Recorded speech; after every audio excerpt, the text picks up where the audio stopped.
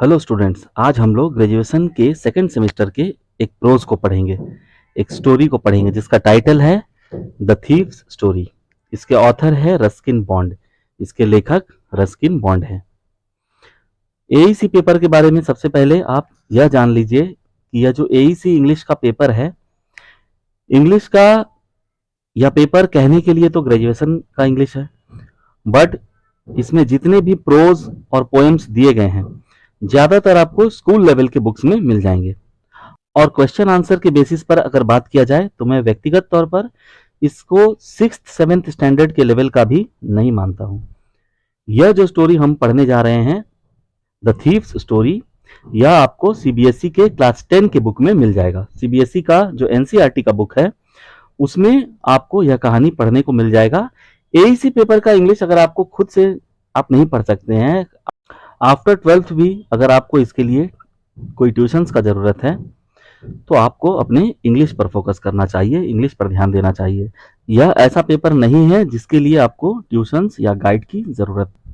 फिर भी मैं इस चैप्टर को पढ़ा दे रहा हूँ, लेकिन इससे आप केवल परीक्षा के दृष्टिकोण से ही इसे समझकर इसके प्रश्न उत्तर को कर लेंगे, इतना भर ही। बाकी आपको अपने इंग्लिश पर जरूर ध्यान देना चाहिए, यही मेरा आपको एडवाइस है। जब आप सीबीएसई के क्लास 10 के बुक में स्टोरी को पढ़ते हैं और यहाँ एईसी पेपर में जब स्टोरी को पढ़ेंगे तो आप थोड़ा सा फर्क आपको देखने को मिलेगा, मामूली सा फर्क। इस वर्जन में एक तो पात्रों के नाम अलग हैं और 2-3 लाइंस आपको स्टोरी में एक्स्ट्रा मिलेगा आपके इस वर्जन में, एईसी पेपर के वर्जन में। बाकी पूरी story word by word same है। अब आइए इस स्टोरी को पढ़ना प्रारंभ करते हैं। स्क्रीन पर मैंने एनसीईआरटी क्लास 10 के बुक से जो इस स्टोरी को शेयर किया है उसे आप देखिए। यह जो कहानी है जिसका टाइटल है द थीव्स स्टोरी, प्रारंभ में एक बॉक्स में बताया गया है। कहानी प्रारंभ होने से पहले ही एक बॉक्स में, एक बक्से में बता दिया गया है, लिखा है a young boy makes friends with Anil. एक युवा लड़का अनिल से दोस्ती करता है, उसे अपना दोस्त बनाता है अनिल को। Anil trust him completely and employees him. Anil उस पर पूरा विश्वास करता है, भरोसा करता है और उसे काम पर, नौकरी पर रख लेता है। Does the boy betray his trust. अब पूछा जा रहा है कि क्या उस लड़के ने उसके विश्वास को तोड़ा, उसे धोखा दिया? क्या अनिल के साथ उस लड़के ने धोखा किया? तो यह तो अब हम जब कहानी को पढ़ेंगे तो जानेंगे। फिलहाल मैंने इस कहानी को एनसीईआरटी के इस चैप्टर को इसलिए शेयर किया ताकि आप देख पाएंगे कि यहां इस कहानी में जिस पात्र का नाम अनिल है, आपके ग्रेजुएशन के वर्जन में, आपके सिलेबस में जो वर्जन है उसमें अनिल ना होकर के अरुण है। और जिस लड़के ने अनिल से दोस्ती किया है उसका नाम इस क्लास 10 के बुक में हरि सिंह बताया गया है, जबकि आपको जिस वर्जन को पढ़ना है, आपके सिलेबस में जो स्टोरी को दिया गया है उसमें इसका नाम दीपक बताया गया है। यह तो मूल फर्क है दोनों कहानियों में। तो कुल मिलाकर इस कहानी में 2 पात्र हैं, दीपक और अरुण।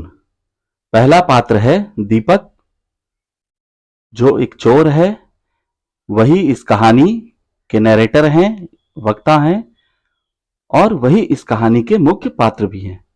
दूसरा पात्र है अरुण, जिससे दीपक मित्रता करता है, जिसके पास वह नौकरी करता है। आइए अब हम लोग अपने सिलेबस में दिए गए वर्जन को पढ़ेंगे। हमारे ग्रेजुएशन में जो वर्जन दी गई है उसे पढ़ते हैं, एक एक लाइन को, एक एक शब्द को अच्छे से समझेंगे और फिर मैं इसके एमसीक्यूज को भी अपलोड कर दूंगा। आई was still a thief when I met Arun, and though I was only 15, I was an experienced and fairly successful hand.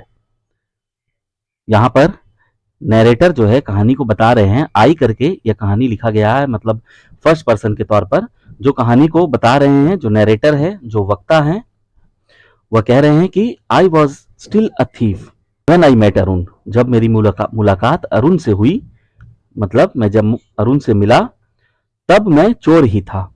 Narrator जो है वह चोर है, और यद्यपि मैं केवल 15 वर्ष का था। जो नरेटर है उसकी उम्र को याद रखना है, एमसीक्यू के नजरिए से इसको ध्यान में रखना है कि जो नरेटर है, जो वक्ता है, जो स्पीकर है, उनका उम्र कितना है? 15 वर्ष। I was an experienced and Fairlie successful hand. मैं एक एक्सपीरियंस्ड का मतलब है अनुभवी और काफी सफल चोर था। मतलब चोरी करने के क्षेत्र में वे सफल थे, वे एक सफल चोर थे और काफी अनुभवी थे अपने क्षेत्र में, चोरी करने के क्षेत्र में। Arun was watching the wrestling match when I approached him. Arun क्या कर रहा था? जब नैरेटर उसे अप्रोच करते हैं, जब उसके पास पहुंचते हैं, तो अरुण उस समय में कुश्ती का मैच जो है देख रहे थे। ही वॉज अबाउट 20, वह लगभग 20 साल का था। Tall lean fellow and he looked kind and simple enough for the purpose. देखिए, ये दोनों बात ध्यान रखना है, हर एक बात को गौर करना है एमसीक्यूज के नजरिए से कि नैरेटर का उम्र तो 15 वर्ष का था और अरुण का उम्र 20 वर्ष का था। और वह देखने में कैसा था? तो यहां बताया गया है कि toll lean fellow, means toll का मतलब लंबा और लीन मतलब दुबला पतला, दुबला पतला आदमी था और वह इस उद्देश्य के लिए काफी दयालु और सरल लग रहा था। ही लुक्ड मतलब लग रहा था देखने से, काइंड का मतलब दयालु, सिंपल का मतलब है सरल एकदम, है ना, इनफ काफी, काफी सरल और काफी दयालु लग रहा था। किस उद्देश्य के लिए? जिस उद्देश्य से नैरेटर, जिस उद्देश्य से स्पीकर अरुण से दोस्ती करने के लिए उसके पास पहुंचता है, उसे अप्रोच करता है। अब धीरे धीरे कहानी को जब पढ़ते जाएंगे तो समझ में आएगा कि जो नैरेटर है, जो स्पीकर है कहानी का, वह अरुण को इस उद्देश्य से अप्रोच करता है, उसके पास पहुंचता है कि वह उससे दोस्ती कर ले और फिर उसे लूटे, उसके घर पर चोरी करे। उसका यही उद्देश्य रहता है, इसीलिए वह कह रहा है। इसके लिए वह जब लोगों को तलाश करता है, ढूंढता है, नजर दौड़ाता है, तो उसे अरुण जो है वह ठीक ठाक, काफी सरल और काफी दयालु व्यक्ति लगता है। उसे देखकर ऐसा लगता है जैसे अपने उद्देश्य को पूरा करने के लिए अरुण जो है वह ठीक रहेगा। I hadn't had much luck of late and thought I might be able to get into this young person's confidence. I hadn't had much luck of late का मतलब क्या है कि यहाँ लेट का मतलब, लक मतलब तो किस्मत है, और लेट का जो मतलब है वो हाल के समय के लिए कहा गया है, रिसेंट, अभी जस्ट जो हाल फिलहाल का समय बीता है। यहाँ कहना चाह रहे हैं, ये एक इंग्लिश का फ्रेज है, आई हैडेंट हैड, है ना, hadn't had much luck of late का मतलब है अभी हाल के समय में, अभी जो वक्त गुजरा है उसमें उसे सफलता नहीं मिली है, अच्छा अवसर नहीं प्राप्त हुआ है, किस्मत उसका साथ नहीं दिया है। कहने का मतलब है कि उसे कोई ऐसा व्यक्ति नहीं मिल पा रहा था। And thought I might be able to get, और जब अरुण को देखता है तो जो नैरेटर है वह यही सोचता है कि इस युवा व्यक्ति का विश्वास जीतने में मैं सक्षम हो सकता हूं। उसे ऐसा लगता है कि इसका विश्वास मैं जीत सकता हूं, और इसीलिए वे कह रहे हैं कि I might be able to get into this young person's confidence. He seemed fascinated by wrestling, उसे कुश्ती से लगाव था, उसे देखकर ही प्रतीत हो रहा था कि खड़े होकर कुश्ती देख रहा है, इसका मतलब उसे कुश्ती से लगाव है। Two well-oiled men slid about in the soft mud, grunting and slapping their thighs. अब देखिए, जब आप कुश्ती को देखते हैं ना, तो कैसे जो दो पहलवान लड़ रहे होते हैं, जिनमें द्वंद्व चल रहा होता है, प्रतिस्पर्धा चल रहा होता है, दोनों आपस में क्या करते हैं, दोनों जो है ना अपने अपने जांघों को थपथपाते हैं और मुंह से ग्रंट करते हैं, आवाज करते हैं, गुरगुराहट करते हैं, एक दूसरे को चुनौती देते हुए मानो वे ऐसा करते हैं।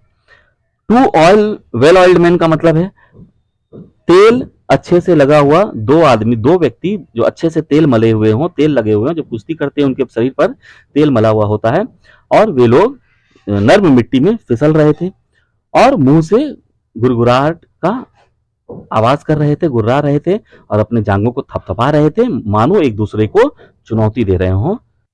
When I drew Arun into conversation, he didn't seem to realize I was a stranger.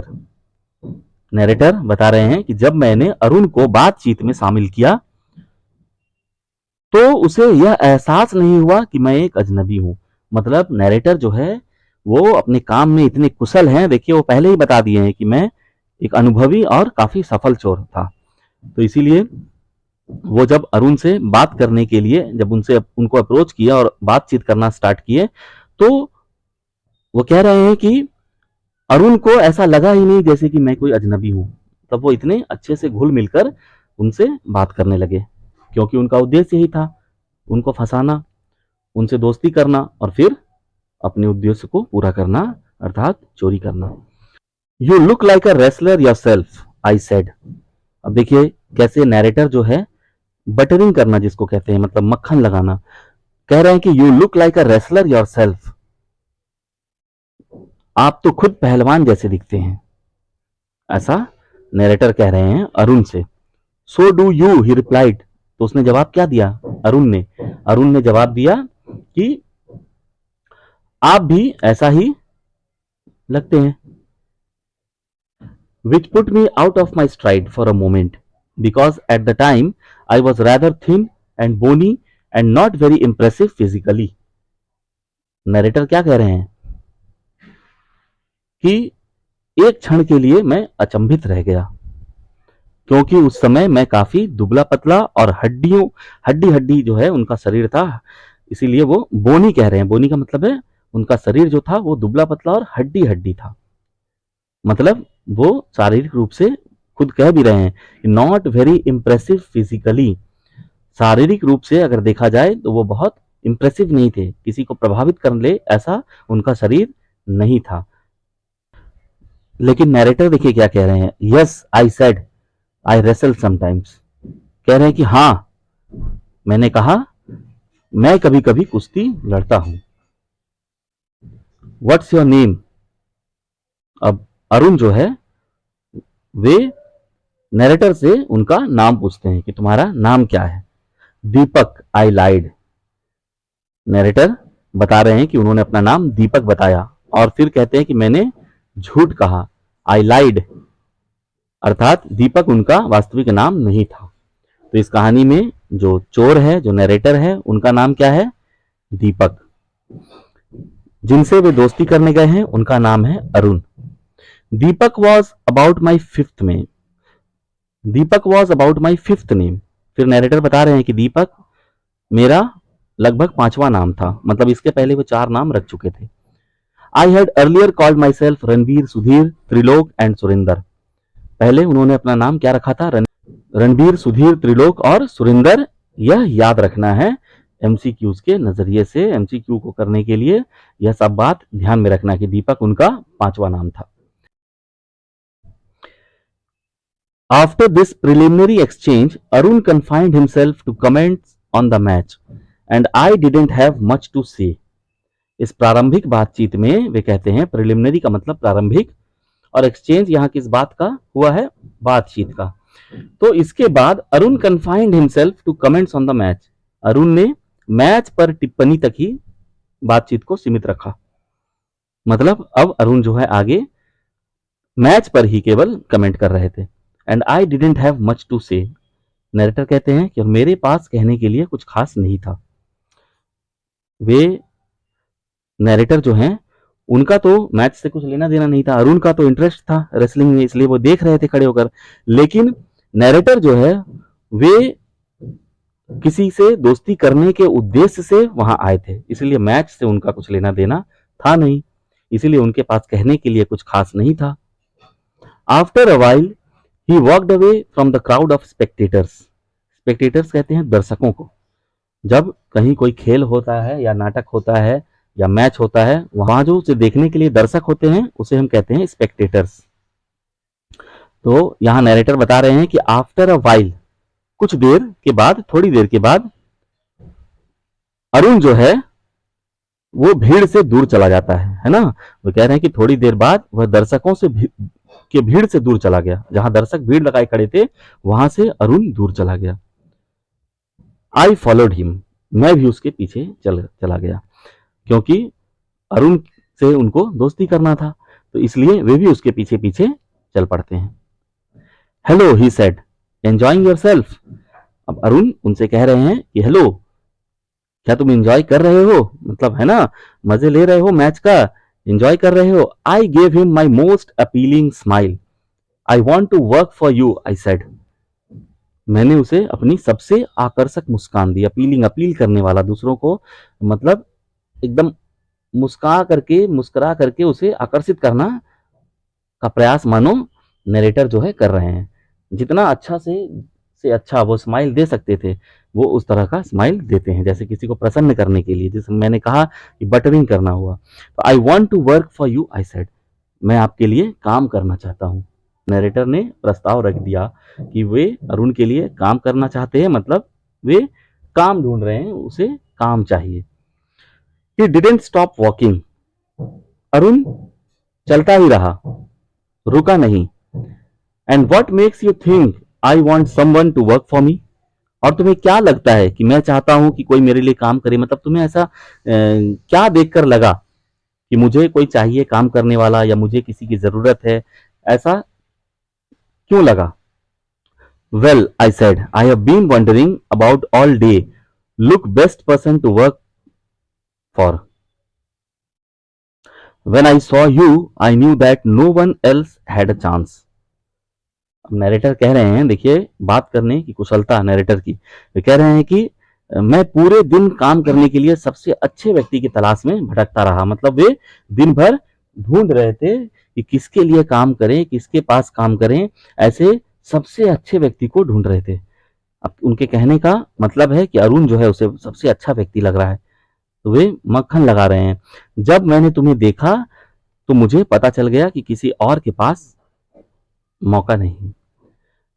I knew that no one else had a chance, और किसी के को ये मौका नहीं दूंगा, मतलब और किसी के लिए ये मौका नहीं है मेरे पास, मैं आप ही के लिए काम करना चाहता हूँ, मतलब आप ही बेस्ट हैं, है ना। इस तरह से वे बटरिंग करना शुरू करते हैं, मक्खन लगाना शुरू करते हैं। You flatter me, he said. अब नरेटर को वो कह रहे हैं कि आप मेरी चापलूसी कर रहे हैं। अब देखिए अरुण जो है वो समझ भी रहा है, वो कहता है कि आप मेरी चापलूसी कर रहे हैं। That's all right but you can't work for मी, यह सब ठीक है, चलिए चापलूसी कर रहे हैं तो ठीक है, लेकिन आप मेरे लिए काम नहीं कर सकते। सीधा सीधा मना कर देते हैं। Why not? Because I can't pay you. Narrator पूछते हैं कि क्यों नहीं। जो दीपक है, जो चोर है, जो नरेटर है, वो पूछते हैं क्यों नहीं कर सकते। अरुण सीधा सीधा रिप्लाई दे देता है, because I can't pay you, क्योंकि मैं तुम्हें पैसे नहीं दे सकता। I thought that over for a minute, perhaps I had misjudged my man. Narrator कह रहे हैं कि मैंने एक मिनट तक इस पर सोचा, इस पर विचार किया, शायद मैंने अपने मतलब जो टारगेट जिसको किए थे, जिस व्यक्ति के बारे में वो सोच रहे थे कि यही टारगेट सही होगा, उसके बारे में मैंने गलत अनुमान लगाया, है ना। वे अरुण को टारगेट किए थे कि यही व्यक्ति सरल है और बहुत जल्दी मान जाएगा, सिंपल है, ऐसा उनके मन में विचार आया था प्रारंभ में। अब वे एक मिनट के लिए सोच रहे हैं कि लगता है कि मैंने गलत अनुमान लगा लिया था। Can you feed me, I asked. अब नरेटर भी पीछे हटने वाले कहाँ थे, वे पूछते हैं कि क्या आप मुझे खाना खिला सकते हैं, मतलब अगर पैसा नहीं दे सकते, सैलरी नहीं दे सकते, तो क्या खाना खिला सकते हैं। Can you cook, he countered. अब अरुण जो है वह भी प्रश्न करता है कि क्या आप खाना बना सकते हैं। नरेटर कहता है आई कैन कुक, आई लाइड। फिर से नरेटर झूठ कहता है, झूठ बोल यह कहता है कि आई कैन कुक, कि हाँ मैं खाना बना सकता हूं। If you can cook, he said, then I, if you can cook, he said, I feed you. Arun क्या कहता है कि अगर तुम खाना बना सकते हो तो मैं तुम्हें खाना खिला दूंगा, I feed you. He took me to his room and told me I could sleep in the veranda. वह मुझे अपने कमरे में ले गया, अर्थात अपने घर पर ले गया, और मुझसे कहा कि मैं बरामदे में सो सकता हूं। तो यहां तक इस कहानी में हम लोगों ने जाना कि दीपक जो चोर है, जो इस कहानी का नरेटर है, वह जिस उद्देश्य से अरुण से परिचय बनाता है, परिचय बढ़ाता है, दोस्ती करता है, और उसके घर में प्रवेश पाने के उद्देश्य से, ताकि उसके घर में प्रवेश करे और फिर चोरी करे, इस काम में दीपक सफल हो जाता है। अब आगे की कहानी हम लोग अगले वीडियो में पढ़ेंगे। यहाँ तक इस कहानी में अगर कोई बात न समझ में आई हो तो आप कमेंट करके पूछ सकते हैं। धन्यवाद।